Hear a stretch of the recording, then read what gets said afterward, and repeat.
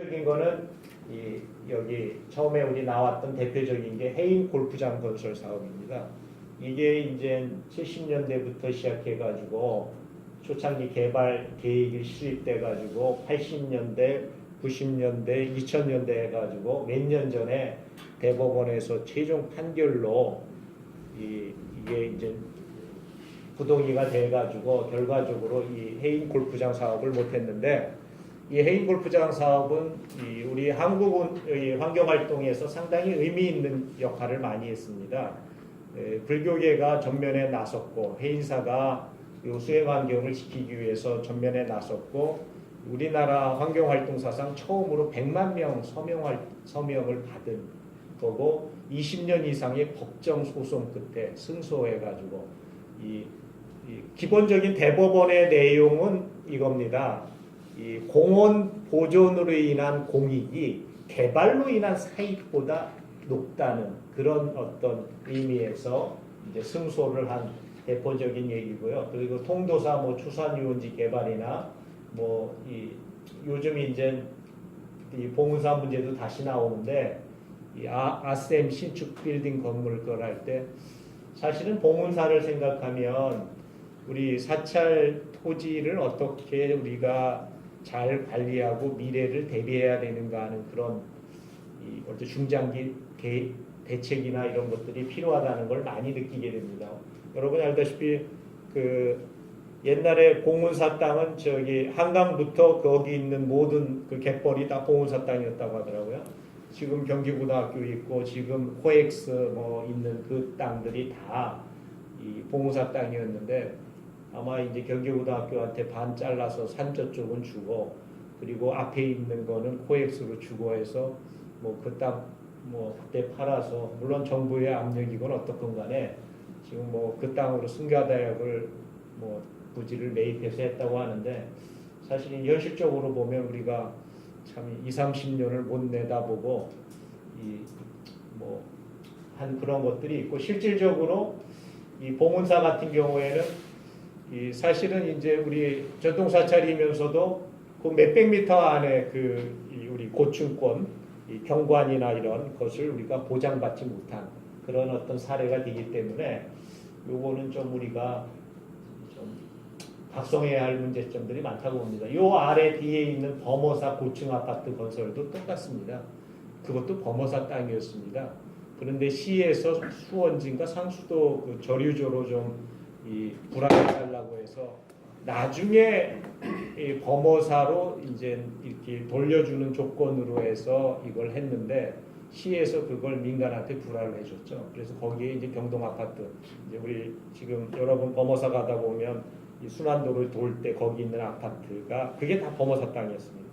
그런데 그걸 이제 해가지고 거기에 이제 고층 아파트가 건설된 건데, 사실은 우리가 이 범어사도 그렇고 이 통도사도 그렇고 좀 안타까운 게, 이 범어사도 그 앞에서 보는 금정구에 있는 동네에 있는 그 땅이 다 범어사 땅이었답니다. 일제시대 때. 그 어른 스님들 얘기 들어보면, 그런데 그 땅들을 이제 어떻게 조금씩 이렇게 하다가 보니까 지금은 완충 지역이 없어진 거죠. 그 절 바로 앞까지 이제 어떤 사하촌이 들어서고, 그 통도사도 마찬가지입니다. 여러분 통도사도 지금 이렇게 경부고속도로가 이렇게 나 있고, 지금 천성산 내원사가 있지 않습니까? 근데 내원사가 지금은 따로 절로 돼 있는데, 옛날에 경봉스님 계실 적만 해도 거기에 내원암이었다고 합니다. 그러니까 암이었다는 건 통도사 암자였다는 거죠. 그래서 그 땅이 다 그 신평이니 뭐니까 앞에 있는 그 땅이 다 통도사 땅이었답니다. 그 옛날에 일제시대 때 이제 뭐 저기 토지 개혁하고 뭐 어쩌고저쩌고 할 때 보니까, 지금 이제 통도사의 원로 스님인 우리 성파 스님 말씀에 의하면, 당신도 어른 스님한테 들은 얘기에 의하면, 뒤에 지금은 통도사가 한 600만 평 정도 됩니다. 여기 통도사 여러분 들어갈 때 보이는 그 산 경계, 영축산 경계 보이는 쪽은 다 통도사 땅입니다. 그게 한 600만 평인데, 원래는 그 표충사까지 합쳐서 그 땅이 다 저기 뭐라고 하나 통도사 땅이었다고 합니다. 그런데 일제 때 이제 토지 그거 하면서 이제 절 부지 경계를 정하라고 할 때 우리가 보이는 지역만 선 거서 우리가 그냥 관리하자 해서 그걸 우리 걸로 했다고 합니다. 그런 면에서는 해인사도 마찬가지입니다. 여러분 해인사도 뭐 옛날에 뭐 무슨 지난번에 비로 전에 옛날 신라 시대 뭐 저기 불상이 뭐 발견되고 뭐 어떻게 해가지고 얘기가 있는데 이 가야산 상황봉에서 보이는 땅을 다 왕이 시사해 줬다고 합니다. 그래서 해인사가 아마 우리나라 저 사찰 중에서 손가락 안에 낄 정도로 이 사찰 경내지가 많습니다. 해인사가 한 1,000만 평 정도가 그러니까 해인사 그 정상에서 보이는 땅이 대부분 다 그러니까 가야산 국립공원에 아마 43%인가가 해인사 땅입니다. 그러니까 그게 한 1,000만 평 정도 되고요. 가장 많은 게 오대산 월정사입니다. 오대산 월정사가 한 1,800만 평인가 그렇습니다. 그건 신라 시대 때 뭐 효원 태자 뭐 태자 둘이 거기 가서 출가하지 않습니까? 그때 이제 한 태자가 또 왕이 되고 그러니까 거기 그거를 다 이제 줬다는 거죠. 그런 의미에서 이거는 우리나라가 이제 산중사찰이 왜 많아지게 됐느냐 하는 이 역사적 그 근원을 이렇게 살펴보게 되면 하나는 이제 이 구산 선문이 되면서 이제 이 수피 종교라고 하는 우리 수행 환경하기 좋은 그런 어떤 풍토가 있다는 것도 있고요. 그때는 이제 도심 사찰에서 이제 산중 사찰로 전환이 되면서 구산 선문이 하면서 이제 산중 사찰이 많이 보편 대중적으로 확산되게 된 그런 배경이 있는데 그때 대부분의 땅들을 사찰이 이제 어떻게 보고 소유하면서 관리를 해왔다고 보면 됩니다. 그래서 우리나라에서 적어도 100만 평 이상 되는 사찰림, 이 산을 가지고 있는 사찰이 적어도 20군데가 됩니다. 그런 의미에서 요즘에는 그걸 어떻게 잘 관리할 것인가가 이제 중요한 하나의 이제 큰 이정표가 된다고 할 수 있을 것 같습니다. 그 중에 이제 대표적인 게 이제 북한산 관통도로나 우리 경부고속철도 뭐 천성산 관통 터널이나 금정산 터널 문제 이런 것들 특히 이제 최근에는 이제 지리산 댐 건설이나 이런 문제들이 지속적으로 외부 주체에 의한 국가적 아니면 지역적 차원의 개발 사업이 계속적으로 추진된다는 거죠. 이런 외부 개발도 중요하지만 내부에 의한 훼손도 우리는 이제 신경 써야 한다는 거죠. 대표적으로 내부 주체와 개발은 내부 불사입니다.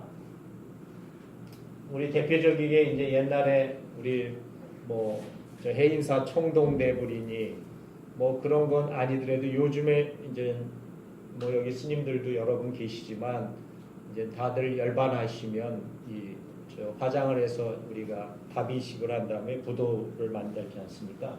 근데 제가 최근에 만든 부도전을 이렇게 가보면 옛날에 부도전이라고 해서 부도밭이라고 하지 않습니까? 그래서 옛날 큰 스님들은 다 우리 저보다 크지 않더라고요. 보통 허리까지 오는 정도의 부도를 봐요.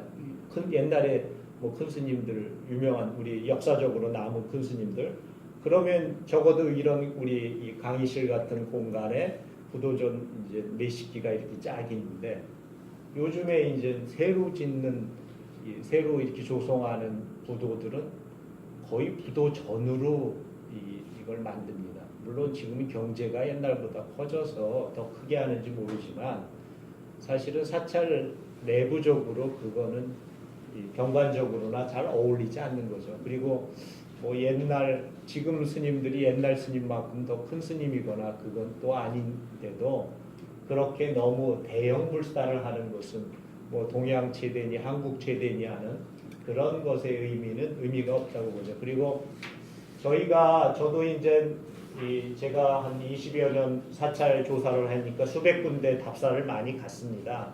그리고 제가 이걸 하면서 대부분 저하고 저희 집사람이 같이 갔는데 저희 집사람이 이제 동국대 조경학과에 있습니다. 그래서 집사람 주전공이 경관입니다. 경관 평가를 하기 때문에 이 사찰과 그걸 조화를 봅니다.